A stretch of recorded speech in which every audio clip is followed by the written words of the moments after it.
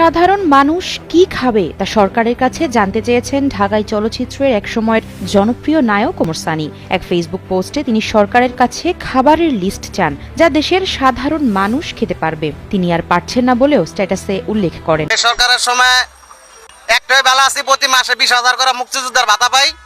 এইটাই আল্লাহ পাক সবচেয়ে বড় ভালো রাখছে। এখন সরকারের কাছে আবেদন, সরকার আরেকবার আসুক, আরো ডাবল করে দেখ। জাতীয় তথ্য বাতায়নে লক্ষ্মীপুরের কমলনগর উপজেলার চর মার্টিন ইউনিয়ন পরিষদের চেয়ারম্যানের নামের পাশে ভোট চোর লেখা ছিল। তবে গত শনিবার ভোট চোর শব্দটি মুছে ফেলা হয় তথ্য বাতায়ন থেকে। যখন বিএনপি ক্ষমতা ছিল, আওয়ামী লীগের 70-80টা করে মামলা দিছে। আওয়ামী লীগ ক্ষমতায়, বিএনপি মামলা খাইবই, এটা নিয়মই, যে সরকার আসুক। আসসালামু আলাইকুম, আপনারা সবাই কেমন আছেন? আশা করছি সবাই ভালো আছেন। তো আমি আপনাদের কাছে দেখাবো খাদ্যপণ্যের দাম বৃদ্ধি নিয়ে মাননীয় প্রধানমন্ত্রী শেখ হাসিনাকে উদ্দেশ্য করে কি বললেন চিত্রনায়ক ওমর সানী, যা শুনলে আপনারা অবাক হয়ে যাবেন। আর এইদিকে এক চেয়ারম্যানের নামের পাশে ভোটসন লেখা নিয়ে সোশ্যাল মিডিয়া তোলপাড়। তো আমি আপনাদের কাছে এই ভিডিওগুলো প্রমোশন করে দেখাবো। তো আজকের এই ভিডিওগুলো অত্যন্ত গুরুত্বপূর্ণ। তো আমি আশা করবো যে আপনারা এই সম্পর্কে ভিডিওটি দেখবেন, আর এই সম্পর্কে ভিডিওটি দেখলেই বিস্তারিত জানতে পারবেন। আর এই ভিডিওগুলো দেখানোর আগে আপনাদের কাছে আমার ছোট্ট একটি রিকোয়েস্ট, আপনারা যদি চ্যানেলে নতুন হয়ে থাকেন তাহলে একটু নতুন আপডেট নিউজ সবার আগে পেতে আমার এই চ্যানেলটি সাবস্ক্রাইব করে আমার সাথেই থাকুন। আর এখন চলুন প্রথমে আমরা দেখে আসি চেয়ারম্যানের সেই ভিডিওটি। ইউপি চেয়ারম্যানের নামের পাশে লেখা ভোটচোর, কোনো পোস্টার বা বিলবোর্ড নয়, খোদ জাতীয় তথ্য বাতায়নে লেখা ছিল এমন বাক্য, জানিয়ে হইচই পড়ে গেছে লক্ষ্মীপুরের কমলনগর উপজেলায়। সামাজিক যোগাযোগ মাধ্যমে চলছে ট্রোল। এ নিয়ে রীতিমতো বিব্রত উপজেলার চরমার্টিন ইউনিয়ন পরিষদের চেয়ারম্যান। কে বা কারা এই কাজ করলো তা এখনো জানা যায়নি। জাতীয় তথ্য বাতায়নে লক্ষ্মীপুরের কমলনগর উপজেলার চর মার্টিন ইউনিয়ন পরিষদের চেয়ারম্যানের নামের পাশে ভোট চোর লেখা ছিল। তবে গত শনিবার ভোট চোর শব্দটি মুছে ফেলা হয় তথ্য বাতায়ন থেকে। বাতায়ন ঘেঁটে দেখা গেছে গত শনিবার সবশেষ বেলা 1:57 দিকে তথ্য হালনাগাদ করা হয়েছে। এর আগে এই সংক্রান্ত একটি পোস্ট সামাজিক যোগাযোগ মাধ্যম ফেসবুকে আলোচনার জন্ম দেয়। ইউনিয়ন পরিষদ কার্যালয় সূত্রে জানা গেছে, পরিষদের ডিজিটাল সেন্টারের উদ্যোক্তা ওমর ফারুক জাতীয় তথ্য বাতায়নের চর মার্টিন ইউপি অপশনটি দেখভাল করেন। এটিতে তথ্য হালনাগাদের জন্য প্রবেশের পাসওয়ার্ড একমাত্র তার কাছে থাকায় তিনি এর নিয়ন্ত্রক। ডিজিটাল সেন্টারের উদ্যোক্তা ওমর ফারুকের দাবি, বিষয়টি আগে তার নজরে আসেনি। ওয়েবসাইটটি হ্যাক করে কেউ কাজটি করেছেন, এ বিষয়ে তিনি কিছুই জানেন না।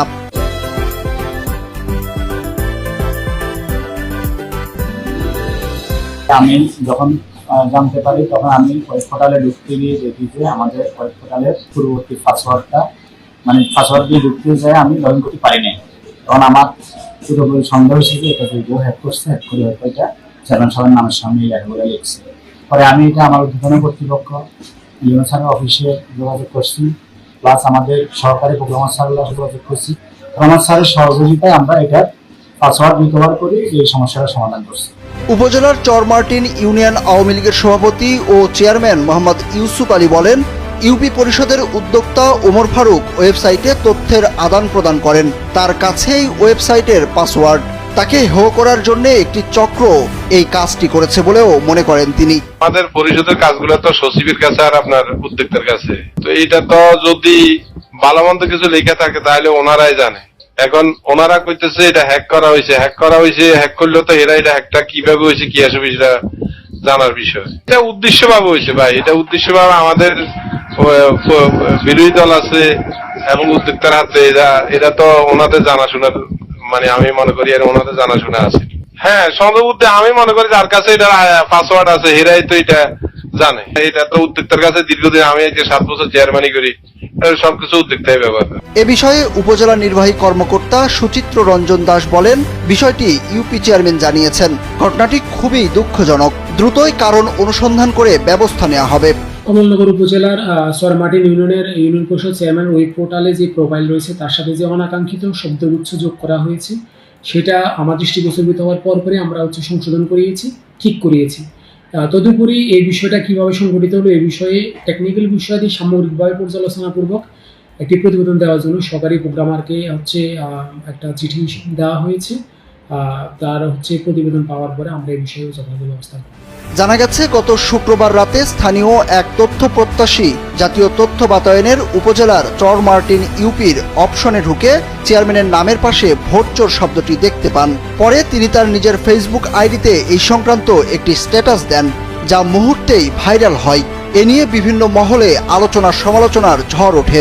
এক পর্যায়ে বিষয়টি কর্তৃপক্ষের নজরে আসলে শব্দটি মুছে ফেলা হয়। যখন বিএনপি ক্ষমতা ছিল, আওয়ামী লীগের 70-80টা করে মামলা দিছে। আওয়ামী লীগ ক্ষমতায়, বিএনপি মামলা খাইবই, এটা নিয়মই। যে সরকার আসুক, 10 তারিখে আমানুল্লাহ নামা দিল, এখন তো আমানুল্লাহ গিয়া ভিতরে বয়ে রইল। সাধারণ মানুষের তো বুড়ুকুন্তি আছেই। মানে আপনার রাস্তাতে যেতে লইছে, একটা গাড়ি আগুন দিল, একটা দুর্ঘটনা হইলো, সাধারণ মানুষ দৌড়ায় কোন দিকে যাইব দিশা রয়ে যায়। কেন সাধারণ মানুষ তো আর আপনি রাজনীতিতে না, তারা কর্মজীবী, তারা কাজ করে খায়। আমি সরকারের ব্যর্থতা দেখি না, সরকার তো সব দিকে চালা গেছে, কিন্তু ব্যর্থতা তো হলো আপনার নিজেও কাছে। সরকারে যে কাজ করতেছে, সরকারে তো সবই চাইতেছে চেষ্টা করে ভালোভাবে চলুক। আমরা সরকারের দোষী করুম, নিজেরা গুড়ন করুম, নিজেরা যে কোনো সময় যেটা পামো আটকাইয়া দাম বাড়ামো, আলুর দাম বাড়ামো, পেঁয়াজের দাম বাড়ামো, আমরা ব্যবসার জন্য করুম। এটা তো সরকারে কতক্ষণ চেক দিব? সরকার যেটা জানে তখন ওই যে সরকার লোক লামায় দেয়।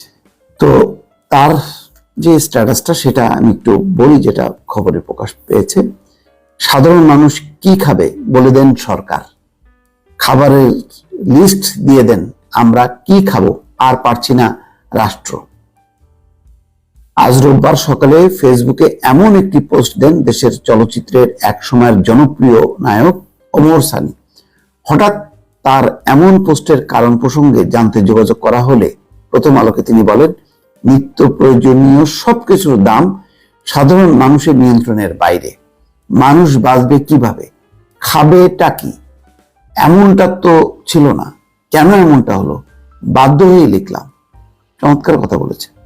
ওমর সানি মনে করছেন তিনি তো আর জনে জনে গিয়ে কথাগুলো বলতে পারবেন না, তাই জানানোর জায়গা ওই একটাই, নিজের ফেসবুক। সেখানেই তাই নিজের যাবতীয় উপলব্ধির কথা বললেন তিনি। একসময় জনপ্রিয় নায়ক ওমর সানি এখন অভিনয়ে নিয়মিত নন। পছন্দসই গল্প পেলে তবেই অভিনয় করতে রাজি হন। সানি এখন চাপওয়ালা নামের একটি রেস্টুরেন্ট চালু করেছেন, নিজেকে ব্যবসায় নিয়োজিত করেছেন। এই ব্যবসা করতে গিয়ে নিত্য প্রয়োজনীয় দ্রব্যের মূল্য লাফিয়ে বাড়ার ব্যাপারটি আরো গভীরভাবে উপলব্ধি করছেন তিনি। ওমর সানির কাছে প্রশ্ন ছিল, আপনার এই উপলব্ধি কতদিনের? উত্তরে তিনি বললেন, তা হচ্ছে এটা তো অনেক দিনের। রেস্টুরেন্ট ব্যবসার শুরুতে যে মেনু তৈরি করেছি 32 টাকায়, 5 থেকে 6 মাসের ব্যবধানে তা এখন 70-75 হয়ে গেছে। ভারতীয় গরুর মাংস তো বিক্রি করতে পারি না, দেশি গরুর মাংস দিতে হয়, কারণ আমি নিজে যেটা খেতে পারবো না সেটা তো অন্য মানুষদের খাওয়াতে পারবো না।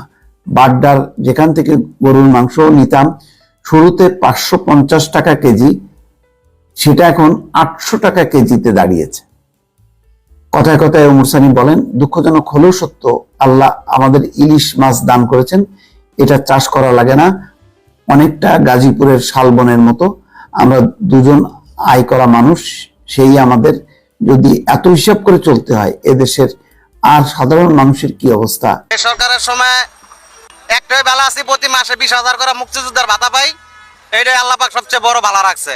এখন সরকারের কাছে আবেদন, সরকার আরেকবার আসুক, আয়া আরো ডাবল করে দেখ। এইটা হলো সরকারের কাছে আমার চাওয়ার পাওয়ার কিছুই না। কেউ গরিব আছে মারা যায়, হেরো আমার মতন কম বেশ করে খায়া দিন কাটাও। আপনার আব্বা মুক্তিযোদ্ধা ছিল না, আপনি ভাতা পান না? আমার আব্বা মুক্তিযোদ্ধা ছিল, তার জন্য পাইতেছে। হ্যাঁ, ডাবল করুক, আমরাও চলে যাই, আমাদের হিসাবে সবাই আরো ভালো মতন চলুক। দেশের উন্নয়ন মোটামুটি আল্লাহর রহমতে যতটুকু চলতেছে ইনশাল্লাহ ভালো চলতেছে, আমি মনে করি খারাপ চলে না। মানুষ একটু কষ্ট হইতেছে, তারপরও ভালো চলতেছে। হাউকাও নাই, পারাবাড়ি নাই, মারামারি নাই, ঠান্ডা মাথায়। আমি ভোট দিয়ে আইছি, ভোট কেমনে চুরি করে আমি নিজেও জানি না ভাই। কোনো গুনায় চুরি করে নাকি মনে করেন কেউ ভোট না দিয়া কয় দিছি, তা আমি বলতে পারলাম না ভাই। ফাও কথা আমি বলতে রাজি না, আমার জিনিয়ন কথা। চোরের কথা মনে করেন, চোর ধরতে পারলে মনে করেন সবাই কয় চোর চোর, আর না ধরতে পারলে কেউ কয় না চোর। কিন্তু দৈরা যদি দেখাইতো তাহলে বুঝতে পারতাম, মানে ফাও কথা আমি বলতে রাজি না। বাংলাদেশ বলতে না, পৃথিবীর যে কোনো জায়গায় ভোট হয়, আমার ভোট আমি দেবো, যাকে খুশি তাকে দেবো। আমি কারে দেবো এটা জানাবে, আমার মনে একটা মনে আছে।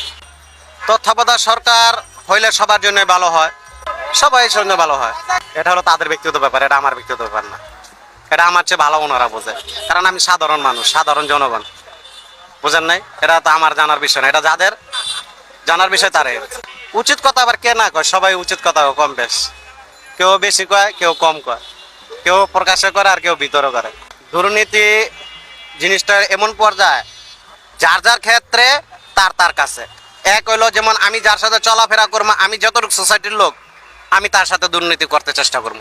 আর যারা যে সোসাইটির লোক তারা তাদের সাথে করে, যার যার ব্যবসা, যার যার প্রতিষ্ঠাতা তার তার উপরে নির্ভর করে। আমি আশা করছি যে আপনারা সব ভিডিওটি দেখেছেন। আপনাদের যদি বিষয়টি নিয়ে কোনো মতামত থাকে আমাকে অবশ্যই কমেন্টে জানাবেন। আর আপনারা যদি চ্যানেলে নতুন হয়ে থাকেন তাহলে আমার এই চ্যানেলটি সাবস্ক্রাইব করে আমার সাথেই থাকুন। তো দেখা হচ্ছে পরবর্তী ভিডিওতে। সেই পর্যন্ত সবাই ভালো থাকবেন, সুস্থ থাকবেন। আল্লাহ হাফেজ।